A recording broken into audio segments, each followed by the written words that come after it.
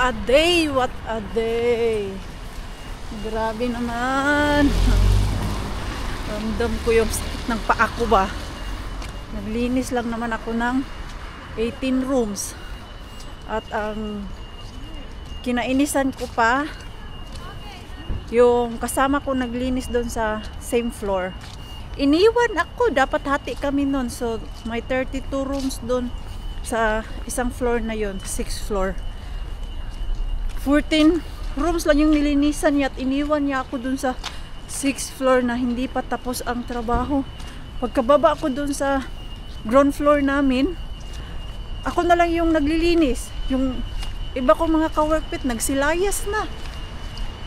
Naglinis ba naman ng 18 rooms? Sakit tuloy yung aking paa. Tapos nagmamadali pa. Kaya dapat 4 o'clock tapos na yung rooms. Pagbaba ko naman dun sa hallway, may mga nakapila ng mga guests mag-check in. Ano ba yung ingay dyan? Bakit maingay? Hello? Ang ganda! Ang ganda! Sino po ang hindi pa nakapanood ng ating picture dun sa Facebook page natin? Maganda. Wala na, malapit na siya makalbo, Mars. Ala, si Tiyo. Ala, kanino kaya tong sasakyan na to? Bawal ka man dyan mag-park. Oh, bawal na bawal. Buti wala pa siyang ticket. Wala pa yung nagtiticket. Ay, so alam niyo po ba si Pars natin nag-crave yata nung maliliit na isda. 2 beses niya na ako pinapabili nung maliit na isda. Ngayon nag-message kung pwede ko ba daw tignan dun sa supermarket ba dito sa Kotka, yung pinupuntahan ko natin na Mr. Bean, yung sinirado, si Lucky Bean. Grabe, na-miss ko tuloy yan si Lucky Bean ba, pero wala na, Marsay. Pinadlak yan si Lucky Bean, nilagyan nila ng cage. Pag nilagyan ng mga padlak-padlak, huwag na natin balikan, Mars, kay baka dyan pa tayo masira dahil pinadlak na nga nila, hindi pa tayo umalis. At dahil sobrang pagod ko, kakain ako ng apple. Sana yung aking apple, tapos itong protein bar. Don't worry, hinugasan ko po ito, Mars. Gusto ko lang kumain kaya parang ramdam ko na yung mga bulati ko nagsasabi, Maring Queenie, pakainin muna kami kay gutom na ang mga alaga mo dito sa tiyan. Na-miss ko dito mangharbat mga Mars ba, yung dati na dito ako nagpa-park, tapos walking ako dito papunta kay Mr. Bean. Ngayon wala, kinulong man si Mr. Bean. Nahuli kasi tayo. Ilang years na to na supermarket. Yung namasura ako at nakita nila ako dyan, yun yung time na pinadlock na talaga nila si Mr. B natin. Ay, yung cellphone ko pala. Ay, yung aking wallet. Dito naman. Grabe. Naalala nyo pa dati, Mars, dyan tayo nagpa-park. Tapos, dyan tayo namamasura. Yung mata ni Maring Queen, wala, nakapadlock talaga siya, Mars. May padlock talaga yung bahay ni Mr. Bean. Grabe pa naman yung jackpot ko dyan na karne sa isang linggo. 2 beses ako ng karne dyan ba. Tapos yung fresh na fresh pa, Jud. Yun yung sa counter na mga karne. Sana maulit muli, no? Pero wala na mga Mars. Naka-cage siya si Mr. Bean. Kaya ngayon, silip-silip na lang talaga tayo. Ang lakas pala ng ulan kanina. Kay grabe yung basa ng daan, oh. As in, wet talaga siya. Hindi ko man lang napansin. Dito dahil sa sobrang lisi ko, wala na akong pakialam sa labas. Ay, hindi pa tayo. Sana meron yung isda na gustong-gusto ni Pars. Nag-search na good siya ng recipe, mga Mars and Pars. Diba? Hindi pa ako nakabili. Nag-search na siya kung anong klaseng luto yung lulutuin niya dun sa isda na yon. Let's see kung meron silang stock dito sa Kotka na supermarket. Grabe na naman yung mga chocolate. Basta Pasko talaga. Tingnan natin. Ay, ala. Yan yung gusto kong donuts. Yung may vanilla sa loob. Meron kaya dito? Ay, wala na. Ah, biala Moiko, tay. Moiko. Mä just pakannut ne tänne valitettavasti. Ay. Mä oon niinku kiinni. Ah. Sirado na siya mga Mars. Nagsisirado pala yan siya. Ang aga-aga pa. Hindi man lang niya ako binintahan. Bad na tindero. Kasi kaano niya lang daw. Kaka-wrap niya lang kay close na siya. Di man lang siya nag-offer na ilang kilo ba yung sayo? 1 kilo man lang sana yung akin. Doon na lang sa malapit sa apartment ni Lani. Sana dito meron pa. Uy, parang close na din sila. Ay, dito bukas pa. Bakit dun sa kabila nagpo-close? Let's see. Eh, wala na. Ba't wala nang isda? Moy! Ang sabihala moy ko. Ay, look. Mix na ni no peaste. Ah. Kitos. Dito sa kabila. Ubos na. Kawawa naman si purse natin. Ang bilis ha. Doon naman sa kabila, nagsirado na siya. Meron pa siyang natira, pero close na daw yung shop. Hindi man lang niya ako binentahan. Okay, napak na. Kakainis. Dito pala tayo daan. I-check ko na lang doon sa City Market. Baka merong maliit doon na isda. For the isda talaga ni Pars. Sige na lang. Kaya minsan, pag ako naman yung may gusto talaga, binibili naman niya, pinupuntahan niya yung mga shop kung saan siya makakabili. Hanapin natin yung isda na yan. Ang isda talaga. Naluluka ako sa isda ni Pars. Eh, pwede ko naman i-check pala sa sa internet kung merong stock para hindi na ako pabalik-balik ba. Yung gutom na gutom ka na Mars and Pars. Tapos pag uwi mo sa bahay, wala pang pagkain.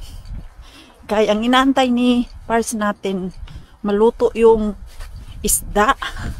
Yung pinapabili niya, eh wala man. 2 tindahan yung pinuntahan ko. So, kung mag-defrost pa kami ng karne doon para lutuin sa bahay, ang tagal na at ako ay kakatay na ng tao dahil di na kaya yung gutom. Buti na lang dun sa Chinese restaurant, naglagay sila sa rescue apps. So, kumuha kami ng 3 kay tag 5 euro lang siya ba. 2 sa amin, tapos 1 kay Bianan. Bigay natin kay Bianan yung isa. Ay, baka sawa na din si Bianan natin kakakain ng finish food. Gusto niya na siguro. Baka lang gusto niya ng ibang lasa ng pagkain. Eh, nahihirapan yun siya dahil dun sa likod niya na laging masakit after niyang matumba. So, ginuog ko kabilis sa oras. Mag alas 6 na. Why oh why? Bakit ganyan kabilis ang oras? Hindi pa ako nakapagpahinga talaga. And then after kain, maglilinis na naman ako doon kay Bianan natin. Diba? Ganito buhay ko, Mars. Kaya kahit isingit ko pa yung pagda-dumpster, ngayon di ako mag-gym. So, may dapat akong gawin doon. Yung mga nilapahan, kailangan ko pa ilagay sa kabinet. Kailangan pa pala bumili ng regalo para sa Sabado kay mag-attend tayo ng binyag. Maya na lang, labas na lang ako ulit maya after ko maglinis doon sa bahay ni Bienan Lovers. Punta na ako doon kay Bienan. You want to cup? What? You want to cup? But I have no. Just wear your slipper. Okay, I will. Come here. Where is my slipper? Where is your slipper, man? It's right here. Okay. Punta tayo doon kay Wait. Bienan para mag-vacuum. Okay. Nasama ko si Mixo. Yes. Dagway ay. Big boy. Malapit na kami nito magka-height. Tignan niyo po. Kunti na lang. Mag-edad to ng 10 years old kasi tangkad niya na ako. Baka lagpasan ako nito pag nasa 15 years old na siya. Matangkad to eh. Mana to sa tatay. Doorbell natin si Diana. Maglinis muna ako dito. You have mommy, ha? Oh no. No. Why? Because I'm not ready. I am sick.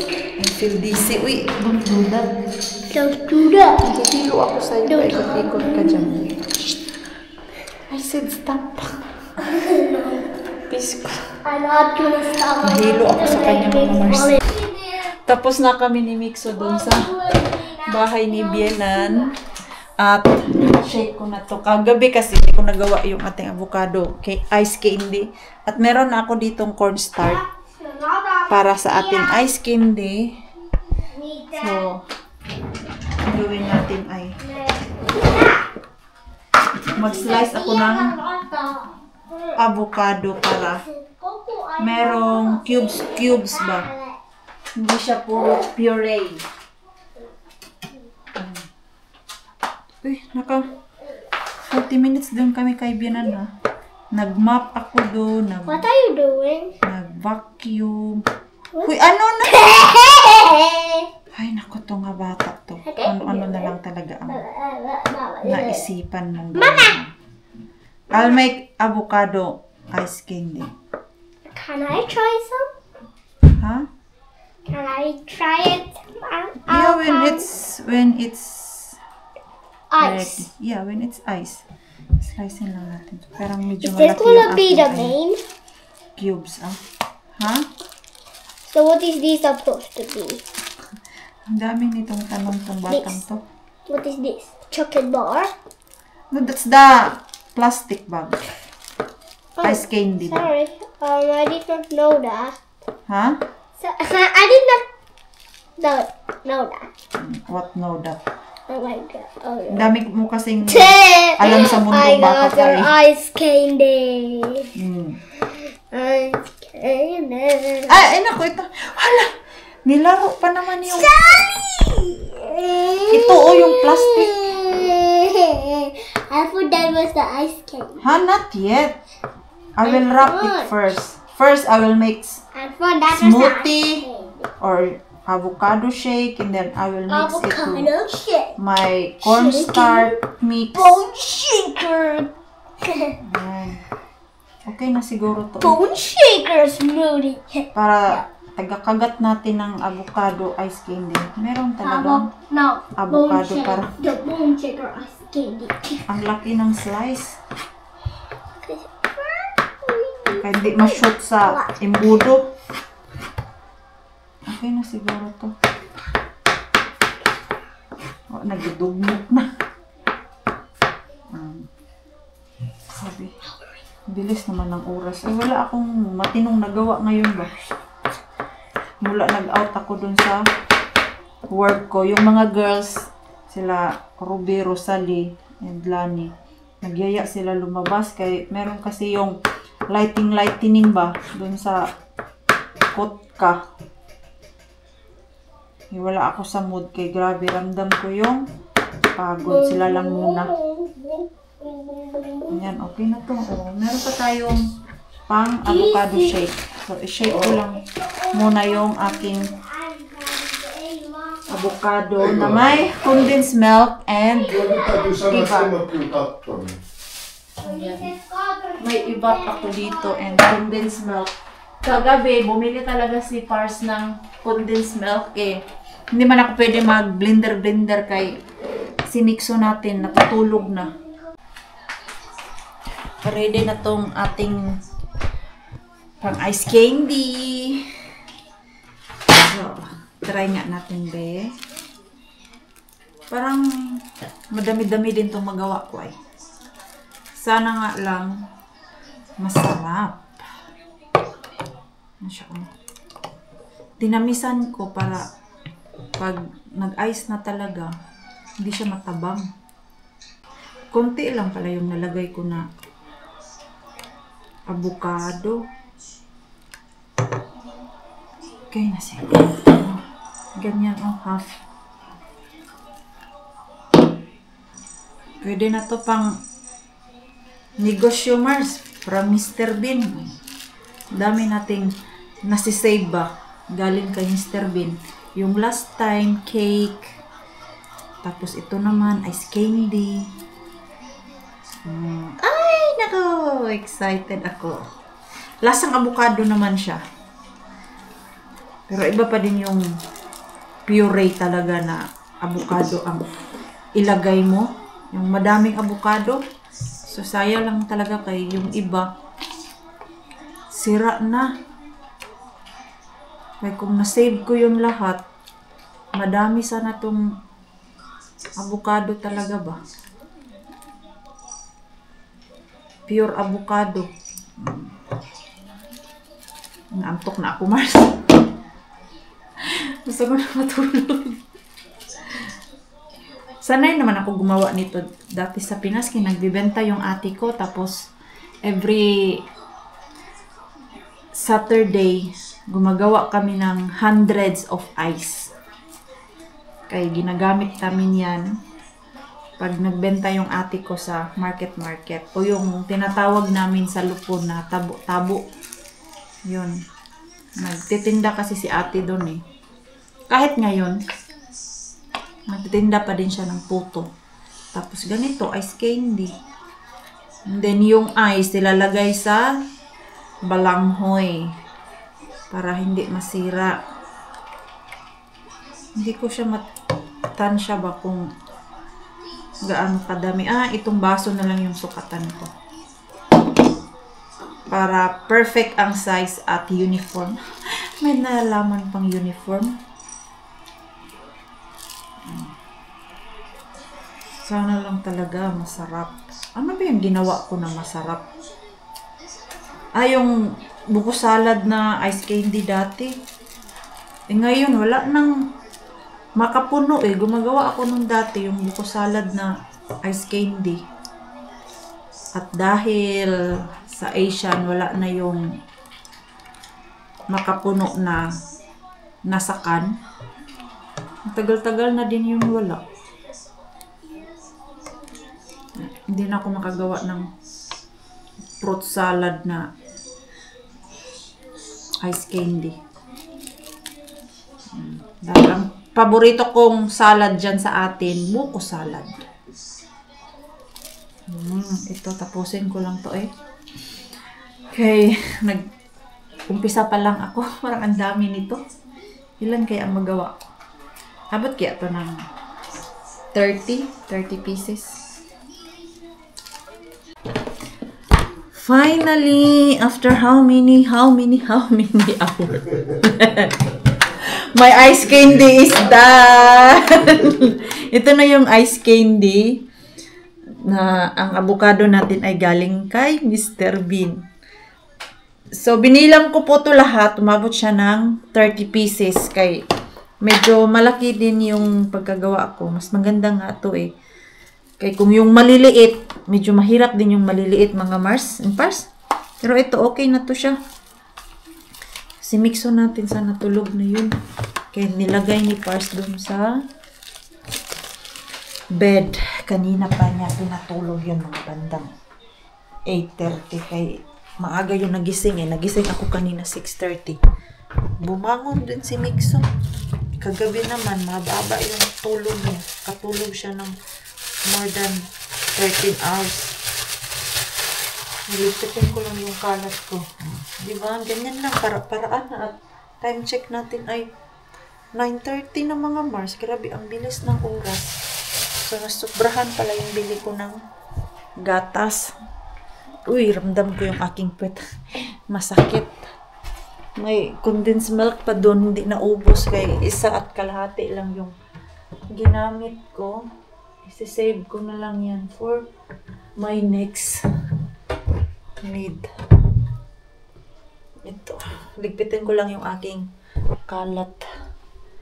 Kaya magpagalitan na naman ako ni Pars dito. Siya ang tagalinis tapos ako yung tagakalat. Vice versa lang din. No? Minsan siya yung nagkakalat. Ako din yung naglilinis. Ganyan lang. Good. Kung sino yung may time, siya maglinis. Pag siya naiwan dito, kasama si Mikso, hindi ko na yan siya pinapatrabaho kay hindi lagya madali magbantay ng bata. So pag makalat yung bahay, hinahayaan ko na lang. Okay. Hindi rin easy ang upo-upo ka. Hindi rin easy na bantay bata 163 kay ako ganyan din naman ako pag dito sa bahay. Nakakatamad. Lalo na pag yung Mikso mo na sabi, Mama, I want this. Mama, can I have this?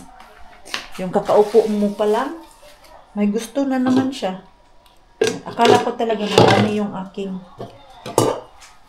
ice candy ba na abot ng 50. Sus, wala pala eh. Saktong-sakto lang talaga siya na 30 pieces. Excited si Mikso kumain nun. Gusto niya natikman. Sabi ko, hindi pa naman yan matigas. Excited yung ating bata-batuta. Mga bukas pa siguro yan. Bukas ng gabi. Hindi pa natin yan matikman ngayon. Kaya wala pa. Malambot pa sa malambot.